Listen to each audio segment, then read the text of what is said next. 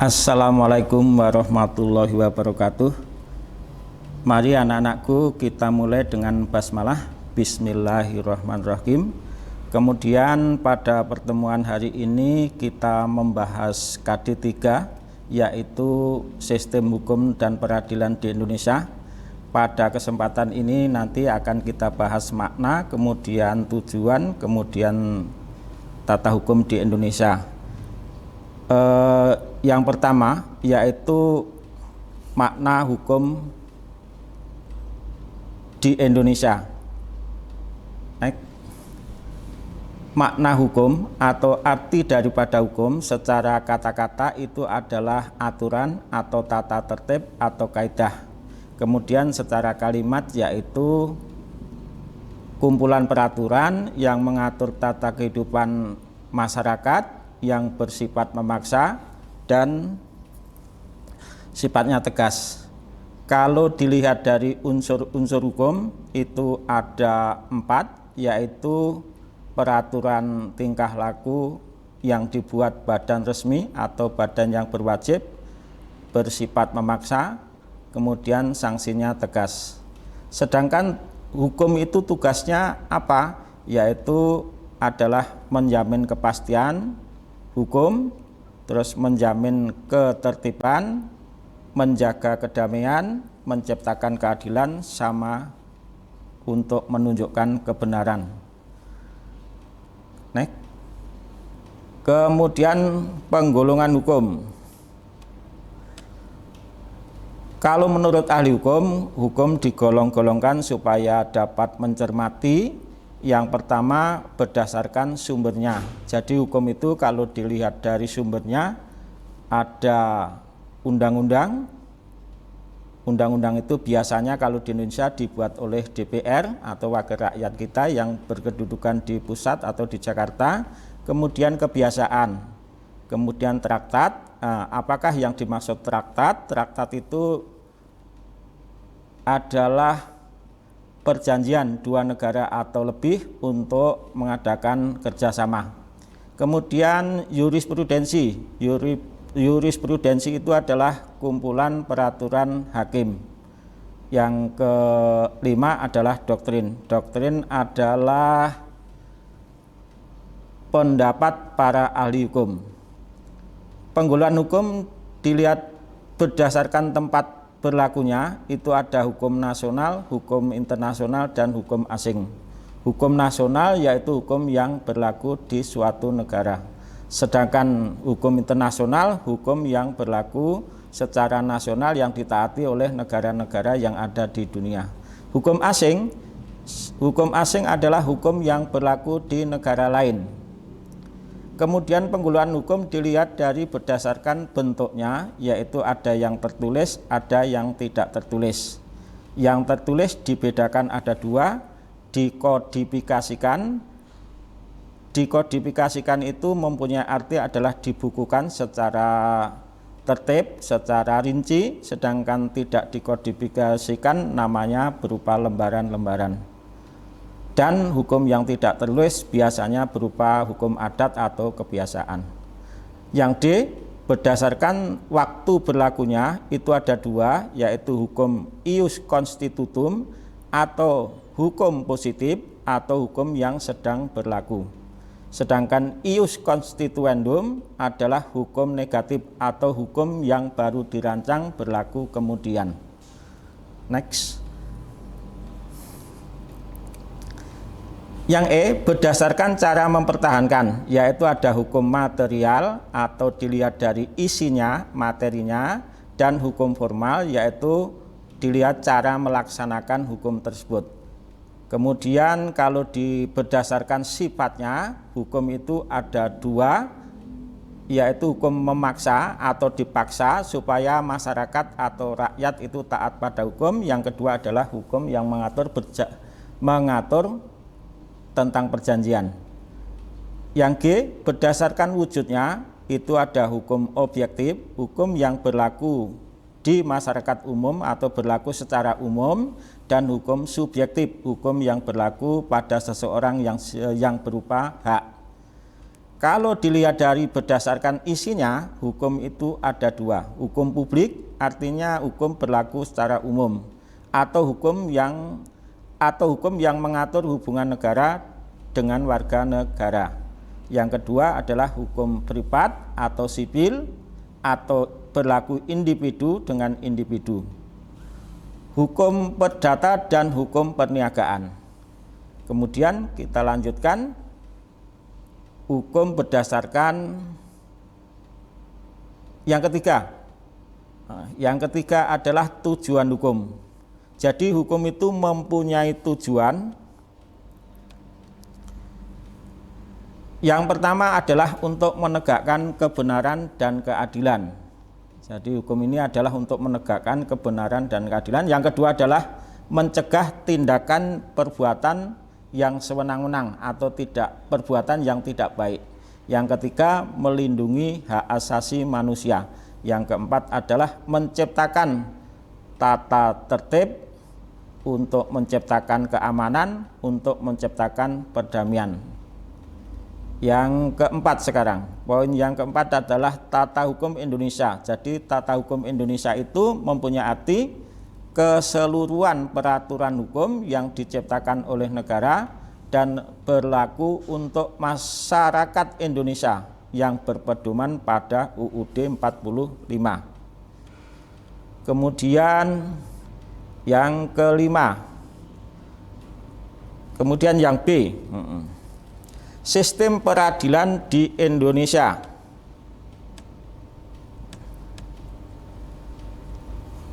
Satu, makna lembaga peradilan.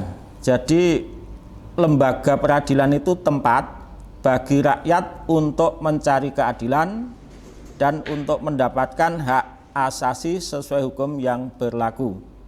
Yang kedua, jadi dasar hukum lembaga peradilan yang pertama adalah Pancasila, yaitu sila kelima, yang berbunyi sila kelima itu adalah keadilan sosial bagi seluruh rakyat Indonesia.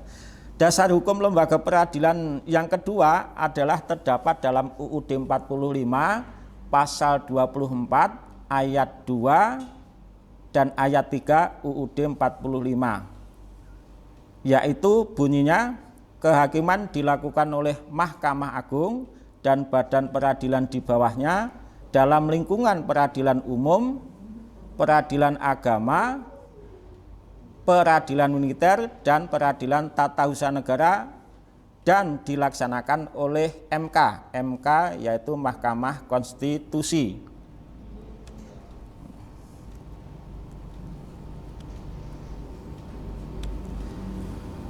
Sekarang poin yang ketiga, klasifikasi lembaga peradilan. Jadi lembaga peradilan di Indonesia itu di kelas-kelas, digolong-golongkan. Yang pertama ada di pusat sana, yaitu Mahkamah Agung yang letaknya di ibu kota negara kita, yaitu di Jakarta atau di pusat.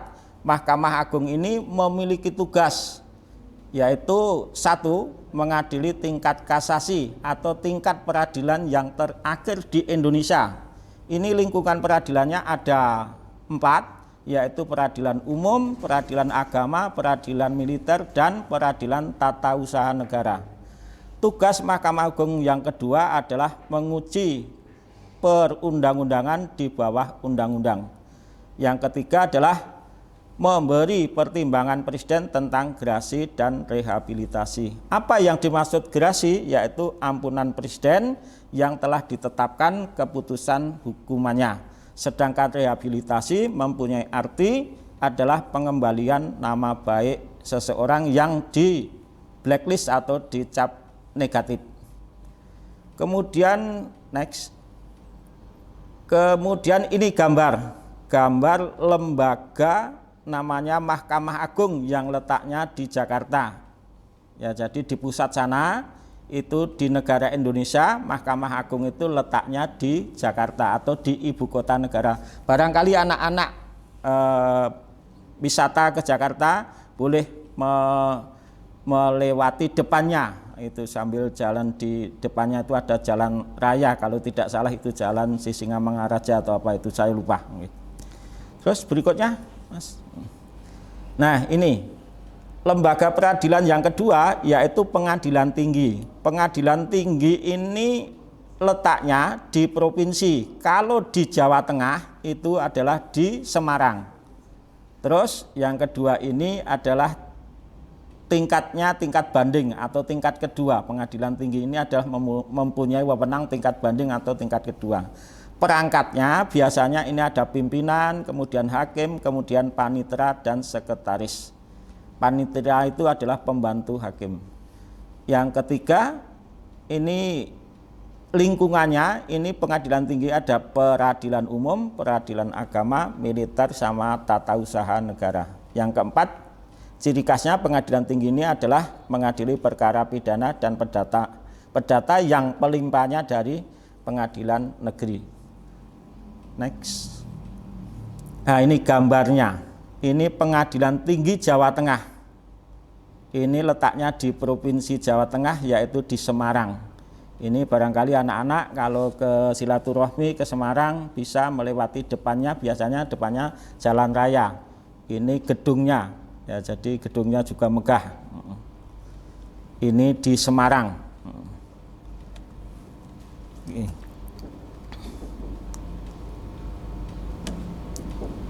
Terus yang C adalah pengadilan negeri. Pengadilan negeri itu wilayahnya itu adalah di kabupaten atau di kota. Dulu namanya Kota Madya. Kalau setingkat pengadilan negeri ini adalah namanya pengadilan tingkat pertama. Lah perangkatnya siapa saja adalah pimpinan, hakim, sekretaris, panitera, sama jurusita. Bedanya kalau pengadilan negeri itu ada jurusita, kalau pengadilan tinggi itu tidak ada jurusita. Nah, tugasnya adalah apa? Mengadili perkara pidana sama perdata. Nah, ini adalah berikutnya, Mas. Ini adalah gambar pengadilan negeri. Pengadilan negeri kalau tidak salah ini adalah pengadilan negeri Ngawi. Ngawi itu termasuk di Kabupaten Ngawi ya, letaknya di Jawa Timur. Kalau di sini yang paling dekat ini adalah di Surakarta. Sebetulnya ada, kemarin kok saya cari belum ketemu. Nah, ini jadi pengadilan negeri itu adalah di kabupaten atau mungkin kota. Nah, kota misalnya kota Surakarta, atau dekat kita itu ada pengadilan negeri Karanganyar, pengadilan negeri Sukoharjo, pengadilan negeri Klaten, pengadilan negeri Boyolali, pengadilan negeri mana itu tadi? Ya, Surakarta itu adalah kota. Terus berikutnya bawahnya pengadilan agama. Jadi pengadilan agama itu khusus, wilayahnya biasanya letaknya di kota atau kabupaten. Nah, jadi pengadilan agama itu mempunyai tugas khusus untuk memutus perkara yang menyangkut orang yang memeluk agama Islam, biasanya tentang bidang perkawinan, waris, wasiat, hibah, sedekah, wakaf, ekonomi, syariat. Jadi kalau ada masalah ini biasanya diselesaikan melalui pengadilan negeri, pengadilan agama yang letaknya di kabupaten atau kota. Nah, sekarang Mahkamah Konstitusi. Jadi Mahkamah Konstitusi itu ada di pusat atau di Jakarta. Jadi Mahkamah Konstitusi itu tidak ada di provinsi, tidak ada di kabupaten atau kota. Nah, masing-masing atau Mahkamah Konstitusi itu strukturnya ada 9 hakim. Yang pertama adalah ketua, wakil ketua sama 7 anggota. Jadi jumlah hakim konstitusi itu adalah 9. Tugasnya Mahkamah Konstitusi adalah 1. Menguji undang-undang terhadap UUD 45. Jadi yang memiliki wewenang untuk menguji undang-undang terhadap UUD 45 itu adalah Mahkamah Konstitusi. Yang kedua, memutus sengketa kewenangan lembaga negara. Jadi misalkan ada lembaga negara itu satu dengan yang lain ada perselisihan, mungkin ada cocokan biasanya ini yang menyelesaikan itu adalah Mahkamah Konstitusi. Yang ketiga adalah memutus pembubaran partai politik. Jadi misalkan ada partai politik yang melanggar peraturan perundangan yang ada di Indonesia, itu yang menyelesaikan atau memutuskan perkara itu adalah Mahkamah Konstitusi. Yang keempat adalah memutus perselisihan hasil pemilu. Misalkan ada yang mengajukan keberatan atau ada perselisihan hasil pemilu, itu juga yang memutus adalah Mahkamah Konstitusi. Yang kelima adalah memutus pendapat DPR bahwa jika Presiden atau Wakil Presiden melanggar UUD 45. Jadi tugas Mahkamah Konstitusi itu yang di pusat itu ada 9 hakim, itu adalah tugasnya ada 5 atau wewenangnya ada 5. Next. Nah, ini gambar Mahkamah Konstitusi ya. Jadi di Indonesia gedung atau kantor Mahkamah Konstitusi itu di Jakarta. Jadi di provinsi sepanjang pengetahuan saya belum ada ya. Jadi adanya di pusat, namanya Mahkamah Konstitusi. Saya ulangi, tadi hakimnya jumlahnya 9. Ya, dari biasanya tugasnya selama 5 tahun biasanya. Next, Mas. Nah, kalau ditinjau alat kelengkapan peradilan, ya, jadi alat kelengkapan peradilan atau lembaga-lembaga yang mendukung peradilan atau berwenang dalam peradilan itu ada 4. Yang pertama adalah lembaga kepolisian atau disingkat Polri.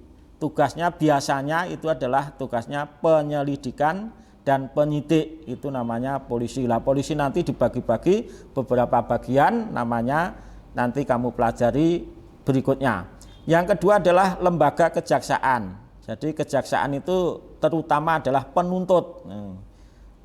Nanti atau tadi sudah saya sebutkan bahwa kejaksaan itu kalau di kabupaten namanya kejaksaan negeri, kalau di provinsi namanya kejaksaan tinggi, kalau di pusat namanya kejaksaan agung. Kami ulangi, kalau polisi tadi, kalau tingkat yang lembaga yang paling bawah di kecamatan biasanya itu namanya polisi sektor. Kalau kabupaten atau kota namanya polisi apa namanya? Saya ulangi, kalau di kabupaten atau kota namanya Polres, polisi resort. Kalau di provinsi namanya polisi daerah, kalau pusat ya Polri itu ya. Oke. Kita kembali lagi yang ketiga, namanya kehakiman. Jadi kehakiman itu tugas utama adalah memutus perkara. Nah, kalau di kabupaten atau di kota namanya itu tadi pengadilan negeri, kalau di provinsi namanya pengadilan tinggi, kalau pusat namanya Mahkamah Agung. Kemudian ditunjang pula yang keempat adalah advokat. Advokat itu adalah pembela dalam aturan-aturan hukum, itu namanya advokat. Berikutnya, Mas. Kekuasaan kehakiman. Nah, jadi kekuasaan kehakiman kalau kita gambarkan seperti ini. Kekuasaan kehakiman yang pertama itu Mahkamah Agung. Di samping Mahkamah Agung ada MK. MK itu Mahkamah Konstitusi. Lah Mahkamah Agung sama Mahkamah Konstitusi itu letaknya di pusat atau di ibu kota negara. Terus ke bawah kalau di provinsi namanya Pengadilan Tinggi. Kalau yang di kota atau kabupaten namanya Pengadilan Negeri. Terus berikutnya, anak-anak, kali ini mengenai peraturan itu kita tampilkan sikap perilaku yang sesuai hukum. Jadi dalam kehidupan sehari-hari kita tampilkan sikap yang mencerminkan perilaku yang sesuai dengan hukum. Yang pertama di lingkungan keluarga, contoh anak patuh terhadap bapak ibu. Terus kita menyayangi anggota keluarga. Kemudian kita tidak menimbulkan pilih kasih. Yang kedua, contoh di lingkungan sekolah. tidak mencotek, taat tata tertib, hormat pada guru, menjaga ketenangan. Yang ketiga, contoh di lingkungan masyarakat, misalnya adalah ikut kerja bakti, baik terhadap tetangga, kemudian menciptakan ketenangan. Yang keempat, di lingkungan bangsa dan negara, cerminan kita setia taat pada bangsa dan negara itu adalah yang pertama adalah mentaati undang-undang, kemudian ikut membela negara, yang ketiga adalah melestarikan alam, yang keempat adalah menjaga lingkungan dengan sebaik-baiknya. Terus berikutnya, Mas. Nah, norma. Jadi norma yang berlaku dalam masyarakat itu ada 4. Yang pertama adalah norma agama. Jadi norma agama itu petunjuk dari Tuhan melalui utusannya atau nabinya berupa perintah dan larangan. Sanksinya diterima setelah meninggal, yaitu berupa pahala dan dosa. Yang kedua, norma kesusilaan, yaitu pedoman hidup yang bersumber pada hati nurani manusia tentang perbuatan baik dan buruk.